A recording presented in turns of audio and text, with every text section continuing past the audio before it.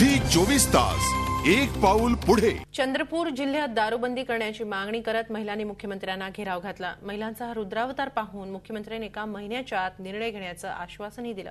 आपण जनमताच्या बाजूने राहायचं की जिल्ह्यातल्या लिकर लॉबीच्या बाजूने याचा निर्णय आता सरकारला घ्यायचा आहे। ही सरकारची एक प्रकारची अग्निपरीक्षा असल्याचं मत ज्येष्ठ सामाजिक कार्यकर्ते डॉक्टर अभय बंग यांनी व्यक्त केलंय। एका पारड्यामध्ये 500 दारूचे दुकानदार आणि त्यांचे आर्थिक स्वार्थ, दुसऱ्या पारड्यामध्ये जिल्ह्याची 20 लाख जनता आणि ती म्हणते की दारूमुळे आम्ही त्रस्त झालो, नष्ट झालो, हिला थांबवा। लोकशाहीमध्ये शासन आता कोणाची बाजू घेणार याचा निकाल पुढच्या 30 दिवसात मंत्रिमंडळाच्या टेबलवर लागणार आहे। मला अशी काळजी आहे की हा निकाल नुसत्या चंद्रपूरच्या दारूबंदीचा नाही राहणार, हा महाराष्ट्रात लोकशाही आहे की मद्यशाही आहे याचा हा निकाल राहणार आहे। झी 24 तासला दिलेल्या विशेष मुलाखतीत बंग यांनी व्यक्त केलेली ही भावना सगळ्या चंद्रपूर जिल्ह्याची आहे। मात्र हा निर्णय वाटतो तितका सोपा नाही। चंद्रपूर जिल्हा किती रुपयांची किती दारू रिचवतो या आकडेवारीवरून हे दिसून येईल।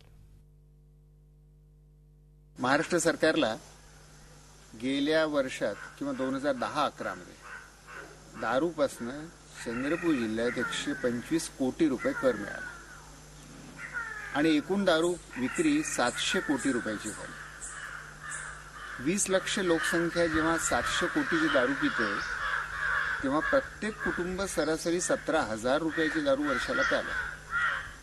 तुमच्या घरातनं 17,000 रुपये वर्षाला चोरून नेले तर कोणती बाई हाहाकार करणार नाही, कोणतं कुटुंब ध्वस्त होणार नाही। सरकारला इतका महसूल मिळत असला तरी लोकभावना मात्र दारूबंदीच्या बाजूनच असल्याचं वारंवार सिद्ध झालंय। चंद्रपूरच्या स्त्रियांनी आणि पुरुषांनी मिळून 2 वर्षापासून आंदोलन चालवलं आहे की चंद्रपूरमधली दारू बंद करा। सुरुवातीला त्यांनी मोठं आंदोलन केलं, विधानसभेवर मोर्चा नेला, मुख्यमंत्र्यांनी आश्वासन दिलं की एका महिन्यात निर्णय देतो, तरी निर्णय झाला नाही।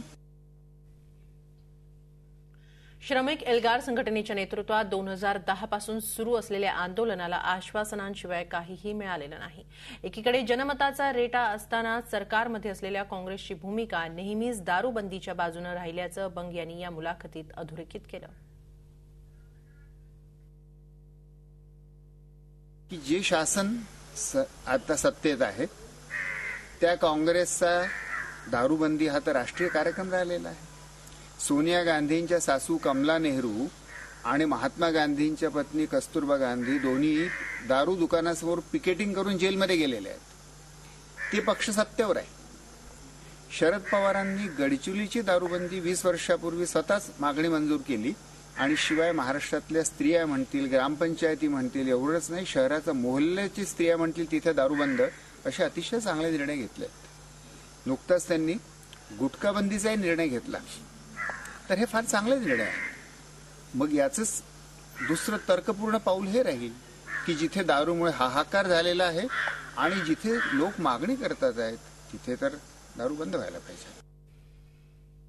मात्र ही आंदोलन आणि मागण्या सुरू असताना चंद्रपूरची लिकर लॉबी ही अर्थातच स्वस्थ बसलेली नाही। मुंबईला शिष्टमंडळ पाठवण्यापासून ते दुकानांमध्ये दारूबंदी विरोधी पत्रकं झळकावण्यापर्यंत हर तऱ्हेचे प्रयत्न केले जात आहेत।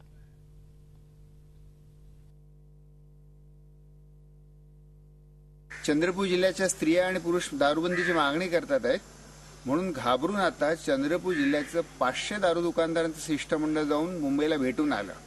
तिथे जाऊन त्यांनी काय केलं आपण कल्पना करू शकतो। शिवाय चंद्रपूरच्या जिल्ह्यातल्या दारू दुकानात असे त्यांनी पोस्टर्स लावले। हे पोस्टर्स काय म्हणतात आहेत की चंद्रपूर जिल्ह्यात दारूबंदी झाली तर अवैध दारू होईल, बेकायदेशीर दारू होईल, गुंडांच्या हातून दारू जाईल, वर्धा गडचिरोली सारखी अवस्था होईल, तुम्हाला चंद्रपुरात हे हवं आहे का? म्हणजे हे दारू दुकानदार असं मानूनच चालतात आहेत की हे सरकार जे आहे ते निर्बल आहे, ते हतबल आहे, ते दारू बंद केलं तर अवैध दारू थांबूच शकणार नाही आणि जिल्ह्यामध्ये अवैध दारूचं राज्य निर्माण होईल अशी भीती दाखवतात आहेत गिऱ्हाईकांना, दारुड्या व्यसनी लोकांना। म्हणजे व्यसनींना ते प्रोव्होक करतात आहेत। म्हणजे शासन हे निर्बल हतबल अशा प्रकारचं शासन आहे असा खरं म्हणजे हा आरोप आहे आणि जाहीरपणे चंद्रपूरचे दारू दुकानदार हा आरोप करून जनतेला भुलवत आहेत. झी 24 तास एक पाऊल पुढे.